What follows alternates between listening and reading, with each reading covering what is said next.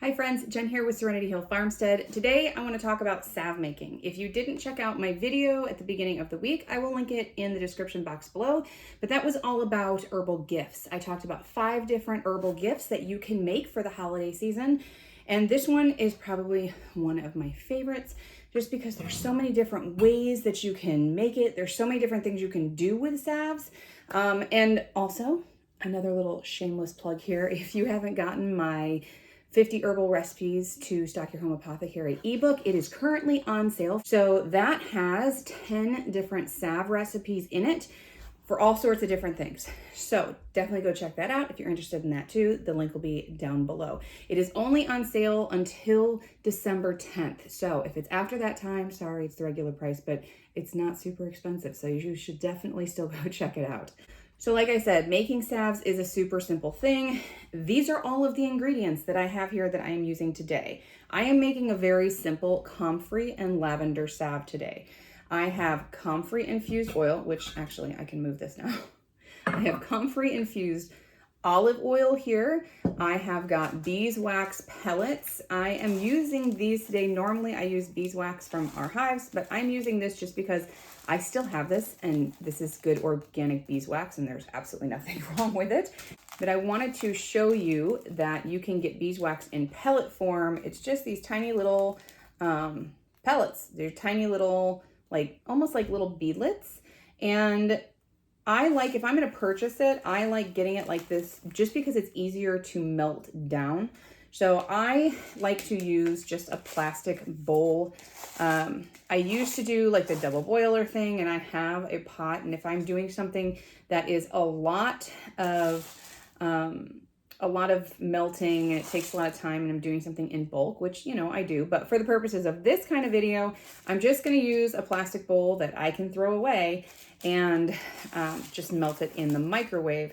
Now, I don't cook it in the microwave. That's not what we want to do. We want to do it on super low heat and just do it for short bursts and give it a stir, another little short burst and give it a stir. It's the same kind of concept if you're going to use like a double boiler kind of approach.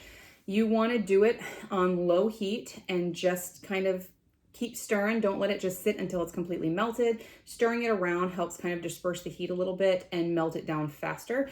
So that is a way you can do it that way, but it's the same kind of technique, right? Whether you're going to use a double boiler or a microwave. If you are going to do a double boiler kind of approach with this, make sure you are using something that you are okay with parting with, because beeswax gets stuck on everything. Make sure you melt it down and scrape the edges really, really well to get it as clean as possible, but you're still going to have some residue on there. I have never melted beeswax down, just beeswax, and had a clean surface afterwards. It's very, very hard to separate from that after you are done. You're just going to have beeswax on that pot that you use. So that's why I'm just using this. I don't even know what this came in, but I'm okay with throwing this away. So there's that. We've got our beeswax. We've got our herbal infused olive oil. Like I said, this is comfrey. This has been sitting for 6 weeks, infusing. It's got, see the lovely comfrey properties. Comfrey, really, really good for the skin, wound healing, bruising, bone issues, joint, tendon, ligament issues. Comfrey is a wonder, and I love comfrey. It is one of my favorite topical herbs to use. Herbalists are kind of like, you'll find different opinions and thoughts on whether or not to use comfrey internally. I'm not going to get into all of that. What I will say is I don't ever use comfrey internally because I like my liver as is and I want to keep it healthy. I don't want to take anything that could potentially cause more of an issue than, you know, already taking my really intense medications is already an issue, a challenge for my liver. I work hard at keeping my liver healthy. And putting something like comfrey in there is taxing to your liver and could cause some major problems for some people if you're not taking it correctly. So I always just advise people, don't take comfrey internally unless you are working with someone that really knows their stuff, that really knows what they're doing and being followed well. You're checking your liver levels and all of that. But just for the purposes of us talking, don't take comfrey internally. But topically, it is wonderful. So Oh, let's talk about this first. For lavender, I'm just going to use lavender essential oil. You still get the properties of lavender. Of course, using the whole plant is going to give you the best, but my lavender oil that I have infused is currently already spoken for soap that I'm going to be making later on, and bottled and ready to go. It's in the farm store, so if you want to get some lavender oil, you can grab that too. But this is going to serve the purposes. I really like the lavender for the skin soothing properties, also aromatic. It's awesome. So we're going to put that in there. I'm not going to do a whole lot, and I'm not going to do that until last. So we'll just kind of stick that to the side there. The tins that I'm using, these are your standard, I believe are these 2 ounce? Are these 1 ounce? I don't even know. I'm going to link them down below. I want to say these are 2 ounce tins. I may be completely and totally wrong, but I'm going to put the link down in the description box below. I get these on Amazon. They come in like this long tube of them. They're nice and reusable. The only thing I don't like about them is they dent really easily. And once they dent, if you throw these in your purse, and then you're in a hot environment, they can leak through here and then they will get all over your purse. Ask me how I know. So, these are nice for just kind of we keep them in our first aid kit, for first aid salves that we do. And they're nice to have, but if you're going to be tough on them, I would probably go with like a small mason jar that I don't have around right now. But you know, like the really, really small, like quarter pints that you can get, like the little jelly jars, those would be good for making a salve too. Those would be excellent for making a salve, actually. So I have all of these. I'm going to go ahead and open these. I'm going to make a much smaller batch of salve than I am used to making, so I honestly can't tell you right now how much this recipe is going to make. We're going to find out together. But this is the recipe that I do have in my recipe book ratio-wise. So we are going to take 1 cup of oil and a 1/4 cup of beeswax pellets. And the first step we're going to do, and I'm going to do this kind of off camera, because I really don't have a good angle over by my microwave. So I'm just going to take a 1/4 cup of this. I have to pour some out, and I'm going to melt that down. And then I'm going to add a cup of olive oil. I may have to warm this up slightly, which I don't want to do in the microwave. So this olive oil, because it's winter-ish outside, it's kind of cold in here. So if you're going to warm up your oil, I would not, this is herbal infused oil. So this is where all of the good, awesome properties are. You don't want to stick this in the microwave and nuke it. You want to do this on very, very low, as low as your burner can go, where it's still going to actually warm something up, and warm it up slightly. Don't do the whole thing. Just measure out what you need and warm up that amount. I may not need to. We're going to see how it goes. And then we'll go from there. Okay, so here we have our 1/4 cup. I'm going to put it back in here. And I'm going to go ahead and just do this in the microwave on low for like 10-second bursts and just kind of mix as I go until this is melted, and we'll be right back. Okay, it's kind of hard to see it, but there it is right there. You see the beeswax kind of start to set up around here. That's okay. You're going to have a little bit of that, but the rest of this is so warm that it'll go through and it will melt it off the sides, and you can just incorporate it as you go. So you want to work pretty quickly because this is going to set up very, very fast. So I am going to go ahead and put some essential oils in here. I'm just doing 4 drops for this one. I don't want it super, super scented. I'm just going to give it a good stir, make sure everything is incorporated, and then I'm going to go ahead and pour it into my tins.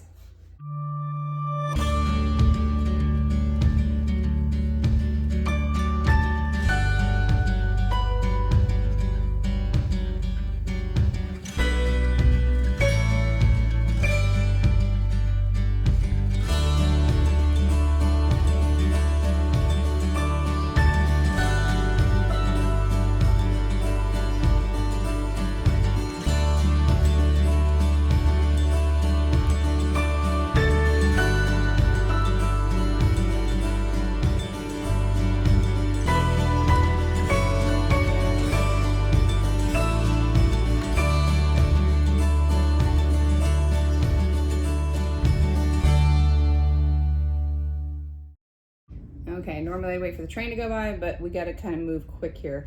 If you get little bubbles, just go ahead and pop them with something, and that's totally fine. And there we go. So now the next part is just letting it sit. You're just going to let this sit and cool until it is solid, and then you're going to put your lids on and you can label it and you're good to go. So by the magic of video, I'm going to wait until this is set up and show you guys what it looks like. We should have a nice kind of greenish color. Did I mention? I don't think I mentioned. I did have to warm up my oil when I went to go add it. I started having some beeswax started clumping, so it was a little too cold. It's important, if you've watched any of my soap making videos, I talk a lot about temperature when you're mixing raw ingredients. That goes with everything when you're mixing with oils and waxes and butters and things like that.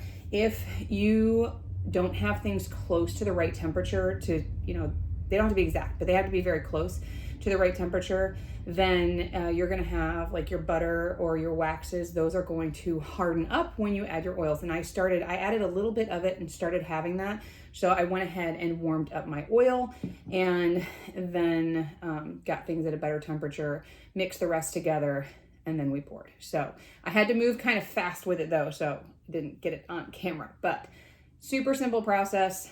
Make sure your temperatures are close together. If you're not sure, just add a tiny bit of oil into your melted beeswax. If you start to see discoloration or clumping, then that's like, you need to warm up your oil a little bit and then you're good to go. It is super, super simple. So I will come back as soon as this has hardened up a little bit and show you what it looks like. Okay, so these are not totally 100% set up, but you see how there's like white dots in there? It's probably about 75% set up. I did put them in the fridge to kind of accelerate it a little bit because I'm just kind of waiting to finish filming this video. So I wanted to just kind of accelerate it so you get an idea. It's kind of got like a light green color to it. I can smell just a little faint lavender, which is what I was looking for. And we've got the lid that can go on these, and I will go ahead and print out some nice labels to go on the top of these. And there we go. And you can store these just like you would store any herbal preparation in a cool, dark place. You don't want to do extremes. I've had these freeze too. Like I've had them out in my car, had them in our first aid kit. Obviously, we have them in there. I do not leave these. I do have a car first aid kit and I do not leave these in there. So I've got a first aid kit, the herbal preparations that go in the first aid kit, which we have another video coming on about that. That goes into a separate bag, and that is a take it and bring it in and out of the house kind of a thing. We do not leave that in the car because I don't want everything to melt and just be a mess and completely waste all of that herbal goodness. So these travel well, they store really well.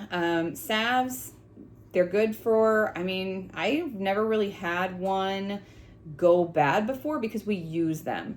So I would say because of the olive oil and the ingredients in it, I would say a year is good on these.